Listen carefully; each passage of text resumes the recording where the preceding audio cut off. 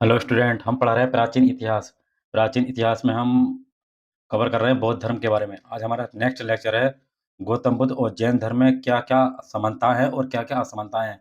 यानी कि जो जैन और जो बौद्ध धर्म है, इन दोनों में क्या-क्या, दोनों में मतलब बौद्ध धर्म की क्या विशेषताएं और जैन धर्म की क्या विशेषताएं। तो दोनों ने किस-किस चीज़ को समानता माना कि हम भी यही मानेंगे, तुम भी यही मानो, और क्या-क्या असमानता है, उसके बारे में हम चर्चा करेंगे इस वीडियो में। तो बौद्ध और जैन धर्म में क्या-क्या असमानताएँ हैं और क्या-क्या समानताएँ हैं। तो पहले हम समानताएँ के बारे में हम देख लेते हैं, क्या-क्या समानताएँ देखने को मिलती हैं, जैन और बौद्ध धर्म के बारे में, ठीक? बौद्ध व जैन धर्म में निम्नलिखित सामान्यताएँ थीं। तो पहली सामान्यता यदि हम बात करें, तो पहला हम स्रोत देख लेते हैं, स्रोत। स्रोत क्या है? स्रोत का मतलब ये है, इनकी जानकारी हमें किससे मिलती है? तो स्रोत की यदि बात करें तो बौद्ध एवं जैन दोनों धर्म के स्रोत क्या है? उपनिषद ही हैं। दोनों को क्या होगा? उपनिषद होगा, ठीक? यानी कि इन दोनों की जो जानकारी है, ये दोनों उपनिषद को मानते थे। उपनिषद का मतलब होता है गुरु के पास बैठकर ज्ञान प्राप्त करना। Doctor RC. मजूमदार ने लिखा है कि जैन व बौद्ध धर्म दोनों की पृष्ठभूमि आर्य संस्कृति की है, दोनों आर्य संस्कृति के थे। ये दोनों ही उपनिषदों के विचारों तथा दर्शन से प्रेरित थे। तो दोनों में समानताएँ मिल गई, जैन और बौद्ध धर्म के बारे में। अब इनके सिद्धांत के बारे में क्या-क्या समानताएँ हैं? बौद्ध एवं जैन धर्म उद्देश्यों में समानता। बौद्ध व जैन धर्म के अनेक सिद्धांत और उद्देश्य एक समान हैं, जैसे दोनों का ही जो मुख्य उद्देश्य है, वैदिक धर्म का विरोध करना है। इन दोनों लोगों ने, जैन और बौद्ध धर्म ने वैदिक धर्म का विरोध किया, और दोनों धर्म ने ही कर्म, यानी कि जैसे ही आपके कर्म होंगे, वैसे ही आपका पुनर्जन्म होगा। तो कर्म और पुनर्जन्म व मोक्ष के सिद्धांतों का अनुमोदन किया है। इन्होंने भी मोक्ष को माना, उन्होंने भी मोक्ष को माना। जैसे ही कर्म होंगे, वैसे ही आपको पुनर्जन्म में मिलेगा, ठीक? इसके अलावा जो थे, दोनों धर्म जो थे अहिंसा, सत्यचरिता व नैतिकता पर बल देते हैं, दोनों जैन और बौद्ध धर्म में। तो ये दोनों में समानताएँ देखने को मिलती हैं। सामाजिक भेदभाव की यदि बात करें, सामाजिक भेदभाव के विरोधी बौद्ध व जैन धर्म वर्ण व्यवस्था के समान समान रूप से विरोधी थी। वर्ण व्यवस्था का मतलब वही हो गया जिसमें क्षत्रिय, ब्राह्मण, वैश्य, शूद्र जो लोग थे। जैसे शूद्र आपने देखा कि उसको नीची जाति का मानते थे, पीछे हमने पढ़ा ऋग्वैदिक, उत्तर वैदिक काल में। तो इन्होंने जैन और बौद्ध धर्म ने क्या करा, इस वर्ण व्यवस्था के विरोधी थे। तो इनके उसमें वर्ण व्यवस्था नहीं होगी, ये चारों वर्णों को एक समान देखेंगे। तो ये इनकी बात में इम्पोर्टेंट बात हो गई। अगला है जीवन के दृष्टिकोण से। जीवन। जीवन के बारे में क्या बात कही इन्होंने? जीवन के प्रति दृष्टिकोण से। दोनों ही धर्मों का जीवन के प्रति दृष्टिकोण प्रधान दुःख है। जैन और बौद्ध धर्म दोनों ने ये बताया कि जीवन अत्यंत दुःखों से भरा हुआ है। उसका एकमात्र यदि साधन है, तो वो क्या है? निर्वाण प्राप्ति। निर्वाण का मतलब होता है ज्ञान प्राप्त करना। इसका एकमात्र साधन क्या है? ज्ञान प्राप्त करना। ज्ञान अगर यदि प्राप्त हो जाए, तो दुःख से छुटकारा मिल सकता है। इन दोनों ने ये एक बात कही। जैन व बौद्ध धर्म की यदि भाषा की बात करें, जैन और बौद्ध धर्म में क्या भाषाएँ थी? जैन तथा बौद्ध धर्मों ने प्रचार के लिए लोक भाषा, क्रमशः पाली भाषा एवं प्राकृत भाषा का प्रयोग किया। यानी कि बौद्धों ने पाली भाषा का प्रयोग किया, जैन लोगों ने प्राकृत भाषा का प्रयोग किया, धर्म प्रचार के लिए। अब बात करें अनीश्वरवादी, तो दोनों ही धर्म जो थे वो अनीश्वरवादी थे, यानी कि ईश्वर को नहीं मानते थे।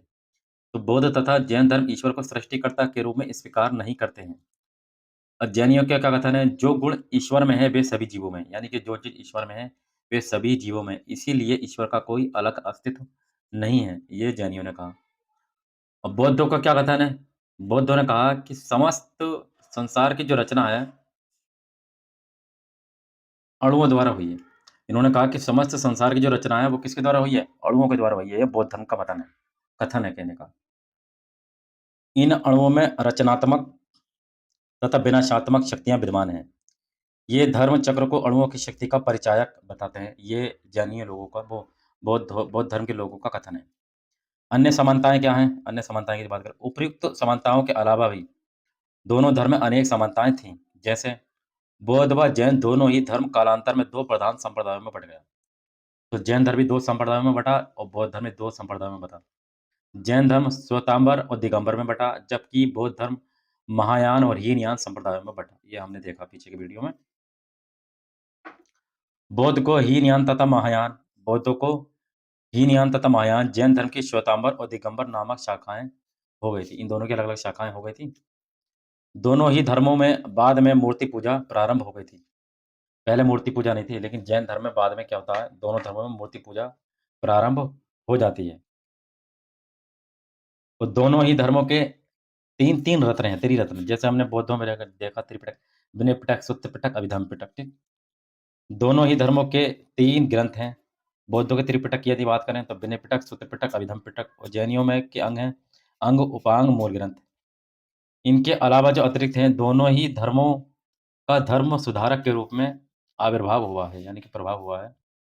दोनों धर्मों का संगठन जो था लोकतंत्रात्मक व्यवस्था, संघात्मक और जाति प्रथा पर अविश्वास था। इस पर अविश्वास करते थे लोकतंत्रात्मक, क्योंकि बौद्ध धर्म में हम देखा तो गणतंत्रात्मक व्यवस्था थी और जाति प्रथा पर विश्वास नहीं करते थे। तो ये कुछ समानताएँ हमने देखी थी जैन और बौद्ध धर्म के बारे में। अब इन दोनों में क्या-क्या असमानता हैं, वो भी हम देख लेते हैं कि दोनों में क्या असमानताएँ हैं। जैन और बौद्ध धर्म में क्या असमानताएँ हैं? जैन और बौद्ध मतों में समानताएँ की अपेक्षा असमानता अधिक गंभीर और मौलिक हैं। ये जो असमानता हैं, अधिक गंभीर हैं। जैसे हम इसमें बात करें, निर्वाण और कैवल्य में अंतर। क्या अंतर है इन दोनों में? बौद्ध धर्म के अनुसार जो था, निर्वाण व स्थिति है। निर्वाण का मतलब समझ गए? ज्ञान प्राप्त करना, और कैवल्य का मतलब यही है ज्ञान, ठीक? निर्वाण जो है वो बौद्ध ग्रंथ में है, और जबकि कैवल्य जो है वो जैन ग्रंथ में है। निर्वाण व स्थिति है जिससे प्राप्त कर लेने पर मनुष्य के अहंभाव का नाश हो जाता है। तो इसमें जो है निर्वाण यानी ज्ञान प्राप्त हो जाएगा, तो मनुष्य का जो अहंभाव है वो नाश हो जाएगा। किंतु जैनियों के विचार में निर्वाण द्वारा आत्मा अनंत अनंत आनंद की स्थिति में पहुँच जाती है। इसके अतिरिक्त बौद्धों के निर्माण का जो अभिप्राय है, जन्म से निवृत्ति है, जबकि जैन उसे शरीर का छूटना समझते हैं। जैन ये मानते हैं कि यदि मोक्ष प्राप्त करना है तो मृत्यु ज़रूरी है। मृत्यु होगी तभी आपको मोक्ष प्राप्त होगा, और बौद्ध धर्म में ऐसा कुछ नहीं है, ठीक? यदि आपको मोक्ष प्राप्त करने के लिए मृत्यु की कोई आवश्यकता नहीं है। अब लक्ष्य प्राप्ति के में हम अंतर देख लें, इन दोनों में क्या अंतर है? लक्ष्य प्राप्ति में अंतर। निर्वाण की प्राप्ति के लिए दोनों के मार्ग भिन्न-भिन्न हैं, यानी कि जो ज्ञान प्राप्ति के लिए दोनों के मार्ग अलग-अलग हैं। जैसे बौद्ध धर्म जो है निर्वाण प्राप्त करने के लिए मध्यम मार्ग को आवश्यक मानते हैं, जबकि जो जैन लोग हैं, इनके अनुसार इसके लिए कड़ी तपस्या सबसे उपयोगी है। तो जैन धर्म में यदि मोक्ष प्राप्त करना तो बहुत ही कठिन तपस्या करनी पड़ेगी, और बौद्ध धर्म में एक मध्यम मार्ग का मतलब स्थान अपनाना पड़ेगा। जैन साधना जो है वो अत्यंत कठिन है। बुद्ध ने तप और भोग के बीच मध्यम मार्ग को श्रेष्ठ बताया है। अब आत्मा संबंधी विचारों के बारे में हम देख लेते हैं, इन दोनों में क्या अंतर है? आत्मा संबंधी विचारों में अंतर। बौद्ध धर्म की यदि बात करें, बौद्ध धर्म आत्मा के अस्तित्व को स्वीकार नहीं करते हैं। ये आत्मा के अस्तित्व को स्वीकार नहीं करते हैं, जबकि जैन धर्म जो है, वो आत्मा को मानते हैं। जबकि जैन धर्म के अनुसार केवल चेतन प्राणी में ही नहीं, अपितु अचेतन और जड़ पदार्थों में भी आत्मा का निवास है। तो जैन धर्म ये कहते हैं कि आत्मा केवल प्राणी में ही नहीं है, ये भी जो अचेतन है, जो निर्जीव है, उनमें भी आत्मा है, जड़ में भी आत्मा है, हर एक चीज़ में आत्मा है। इन्होंने ये कहा। लेकिन भगवान बुद्ध के अनुसार मनुष्य का व्यक्तित्व कई संस्कारों का संघात यानी कि जोड़ है। शरीर के इन तत्वों के अलग-अलग हो जाने पर आत्मा का कोई स्थायी तत्व शेष नहीं रह जाता। तो आपके कई चीज़ों से मिलकर शरीर बना है। अगर कोई भी चीज़ अलग हो गई, तो फिर आत्मा नहीं रहेगी। किंतु जैन लोग आत्मा के अस्तित्व को मानते हैं और परमेष्ठिन में विश्वास करते हैं, किंतु उसे विश्व विश्व विश्व का कर्ता-धर्ता नहीं मानते। तो ये दोनों में असमानताएँ थीं। अब सन्यास के बारे में हम देख लेते हैं, दोनों में क्या-क्या असमानता देखने को मिलती है। सन्यास यानी कि बौद्ध धर्म ने भी सन्यास ग्रहण किया और जैन धर्म ने भी किया। तो बौद्ध धर्म का जो सन्यास ग्रहण है, वो किस तरीके से है? बौद्ध धर्म में सन्यास पर अधिक बल दिया गया है, किंतु जैन मत में गृहस्थ धर्म का अधिक तिरस्कार नहीं किया गया है। बौद्ध धर्म में ये है कि आप सन्यास ग्रहण करेंगे तो सब कुछ छोड़ना पड़ेगा, और जैन धर्म में आप गृहस्थ में रहकर सन्यास प्राप्त कर सकते हैं। इन दोनों में ये अंतर देखने को मिल सकता है मोटा-मोटा। इस संबंध में दिनकर का कथन है कि बौद्ध धर्म जो था मुख्यतः सन्यासियों का धर्म था, किंतु जैन मत जो था गृहस्थों को साथ लिए हुए तथा ये गृहस्थ श्राद्ध, विवाह, पूजा और अनुष्ठान में ब्राह्मण पुरोहित से काम लेते रहे। तो बौद्ध का जो था वो धर्म सन्यासियों का धर्म था, सब कुछ छोड़-छाड़ना था। और जैन धर्म में ये था कि गृहस्थ में रहते हुए आप विवाह करो, शादी करो, अनुष्ठान करो, पुरोहित करो, काम लेते रहो, तब भी आप ज्ञान प्राप्त कर सकते हैं। इसका एक प्रभाव ये हुआ कि जैन मत सदैव हिंदुत्व का अंग बना रहा, किंतु बौद्ध मत इससे बाहर पहचाना जाता है। जो हिंदुत्व है, वो जैन धर्म से प्रभावित रहा, जबकि बौद्ध धर्म इस हिंदुत्व से बाहर पहचाना जाता है। ये दोनों में सन्यास के संबंध में बेसिक अंतर थे। अब अहिंसा के बारे में देख लेते हैं, अहिंसा में क्या अंतर है इन दोनों में? यानी किसी के साथ हिंसा नहीं करनी है। अहिंसा विचारों में अंतर। अहिंसा पर जैन धर्म ने जितना बल दिया, उतना बौद्ध धर्म ने नहीं दिया गया है। बौद्ध के अनुसार समय के अनुकूल जीव ही हिंसा करना पाप नहीं था, लेकिन जैन धर्म के लोग छोटे-छोटे जीवों की हत्या करने को भी महापाप समझते थे। तो जैन धर्म ये कहते थे कि छोटे से छोटे जीव में जान है, उसकी हत्या नहीं करनी चाहिए। और बौद्ध धर्म के अनुसार जीव की हत्या करने पर कोई पाप नहीं समझा जाता था, क्योंकि श्रीलंका, बर्मा, जापान के जो बौद्ध भिक्षु थे, वो मांस खाया करते थे। किंतु बौद्ध मतावलंबी विशेष परिस्थितियों में मांस भक्षण को भी बुरा नहीं मानते थे। जैसे श्रीलंका हो गया, बर्मा हो गया, जापान हो गया आदि के बौद्ध भिक्षु मांस का भक्षण किया करते थे, मांस खाया करते थे ये लोग।